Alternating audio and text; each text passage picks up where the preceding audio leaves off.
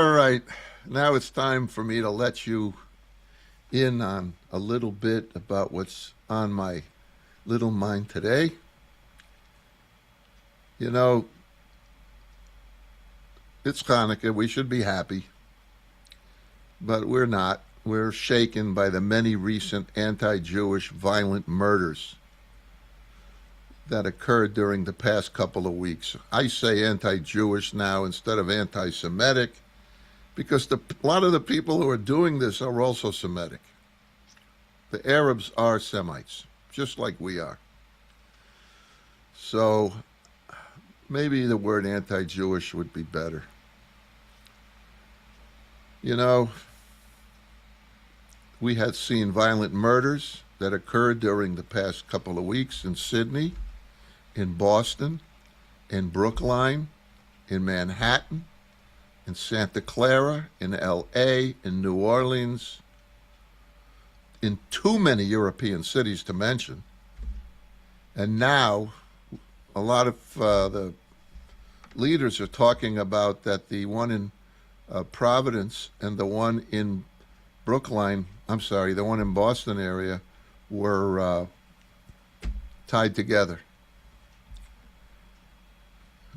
I didn't mention even half of them. And this is in the last 2 weeks. Sad. Each of these acts of hatred took innocent lives and left families, friends, local communities, and many of us Jews all over the world in unspeakable pain. And each time it happens, it gets worse. The pain is worse. And there's no breaking it. It just keeps happening. Moments like these should challenge every decent society, not only Jewish people, every decent person in the world. It should challenge them and us with very difficult questions. How do we respond as human beings when human life is targeted because of their identity? How upset did we get when Americans used to lynch black people? We would be so upset. We didn't sit by and just say, oh, it's just terrible. No, we did stuff about it. We started the NAACP. I don't know if you know that or not. It was the Jews who started that. The Jews funded it for many years. So how does moral responsibility behave when hatred moves from words to bloodshed? I mean, if people don't like us, they can say it. Fine. But why do you have to kill everybody? Why do you have to go in and kill people? History teaches us a very painful lesson. Hatred does not remain abstract. It doesn't. When it is tolerated, when it is minimized, or when it is explained away or rationalized, it gets worse. It doesn't get better. It gets worse. Violence never comes from a vacuum. It doesn't. But it is fed by silence and by the failure to draw clear moral lines. And after October 7th, the moral lines were not drawn and they were reversed. It's okay now, kill the Jews. It's okay. But the terrorists, no, you can't touch them. People of conscience across all cultures and faiths are tested in moments like this. The test is not only what we feel. Okay, we feel bad and we feel sick. But what do we do with those feelings? Do we speak out? Do we act? Or we just complain to each other? It is into this moral landscape that we read this Shabbat's Torah reading. Think about it. This Torah reading always comes on or the day after when Chanukah ends. It's always with Chanukah. These are not texts about comfort. You read this Torah reading, it is not comforting. It's not supposed to be. That is not the meaning of Chanukah. Chanukah really is about resilience and responsibility when the world breaks. The world is broken. And it's so broken. And who are God's chosen people who are supposed to do tikkun olam, to rebuild the world? Who? Who else? The Jew. Yosef stands as a universal human figure. He is a young man stripped of security, stripped of power, and stripped of voice because he is so narcissistic and arrogant. Oh my God.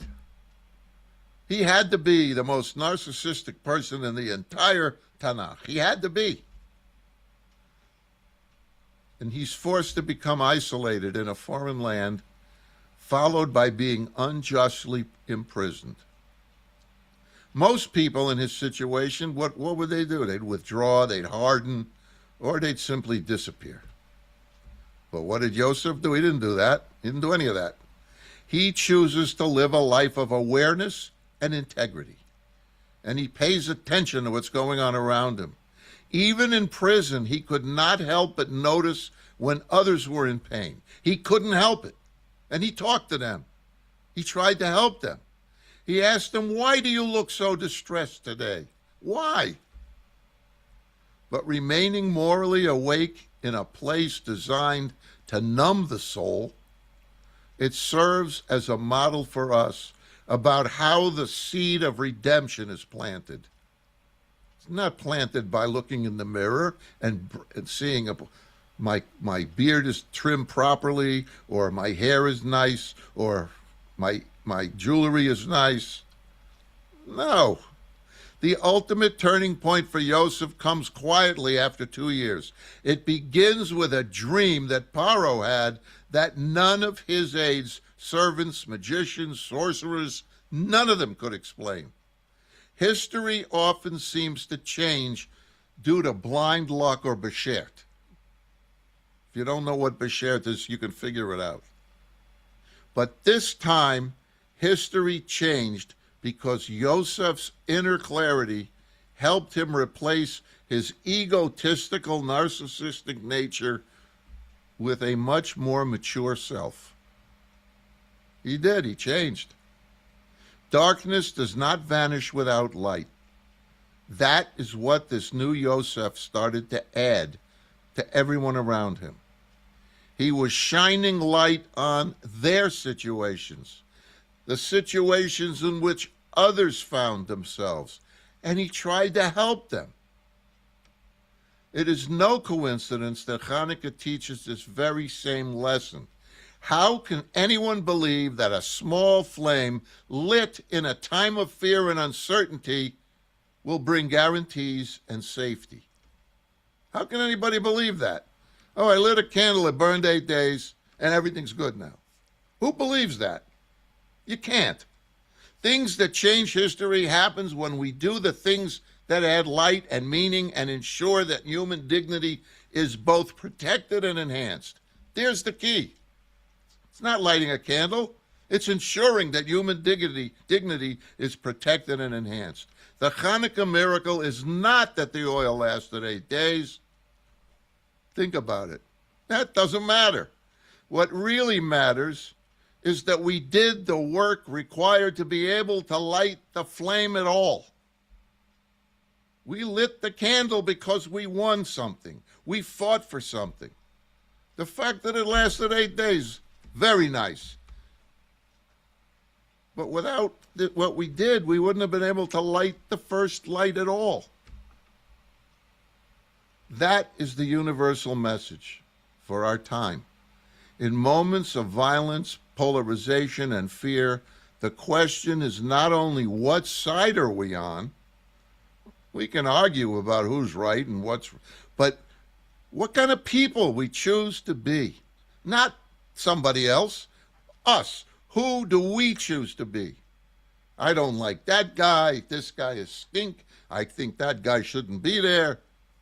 No. Who do we want to be? Are we who we want to be? If you gave me a eulogy for yourself, would it be honest? Would it be true? Would you be proud of it? That's the person we need to focus on, not somebody else. Do we retreat into silence or do we speak? Do we wait for a perfect clarity over a situation or do we act with the moral courage now? Parshat Miketz, which is today's Torah reading, and Chanukah reminds us that one voice does matter. One voice matters. One act of integrity can matter. Remember when Martin Luther King gave the I Have a Dream speech? One voice matters. One voice. One small light can push back against great darkness. This responsibility belongs to each of us to be that light. Today, here, now. How we act. What will we do? And that's the question. Who are we? How will we act? And what will we do? Shabbat Shalom, Rosh Chodesh, and Chanukah Sameach, and Am Yisrael Chai.